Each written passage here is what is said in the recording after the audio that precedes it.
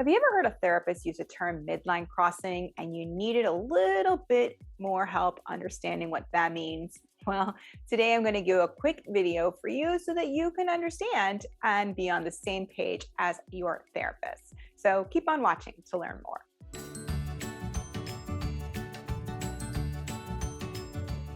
Hi, my name is Amy Baez, Pediatric Occupational Therapist and founder of Playapy, here to provide you with some playful solutions and powerful results.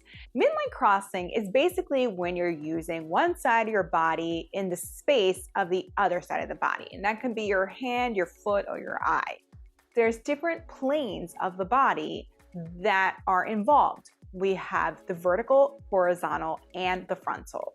Now, your vertical plane is going across here, right? It's separating your right from your left side.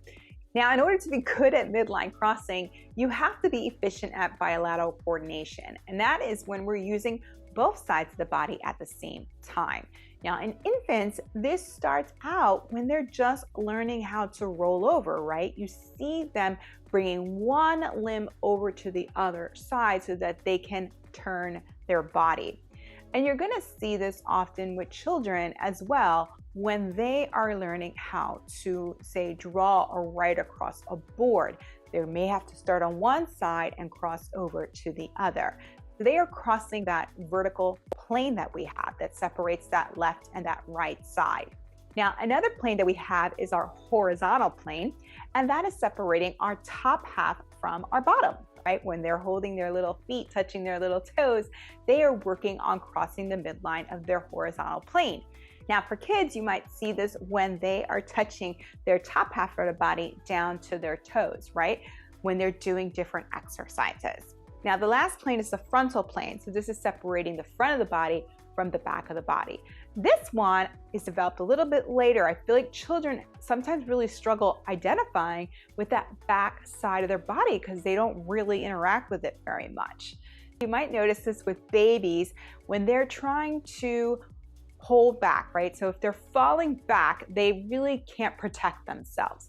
But as they get to be older, they are able to learn how to put their hands behind them so that they can stop that fall.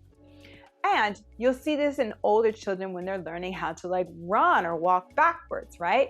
Or even just tapping their foot behind them. Some children have difficulty with that, and you see that they struggle with crossing their frontal plane. So I have a great video for you to work on some exercises if you want to learn more and practice this skill.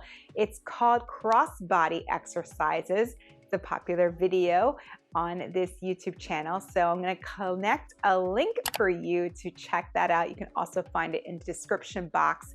And I show you how to pair some of those moves with a song, Can't Stop the Feeling by Justin Timberlake. It's a really fun way for you to work on those types of exercises with a song that's familiar to kids because it was in the movie Trolls.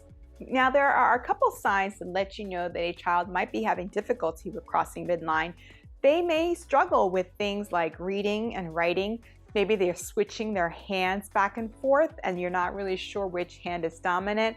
They also might have difficulty tracking an object that is moving. These are some of the things to consider if you feel like your child is having difficulty with midline crossing. I hope this video clears some of that confusing terminology up for you. Be sure to check out some of our exercise videos because they often help to work on this type of skill. If you like this video, you found it informative, please be sure to subscribe to this channel, like this video, leave a comment, share the video, all that good stuff.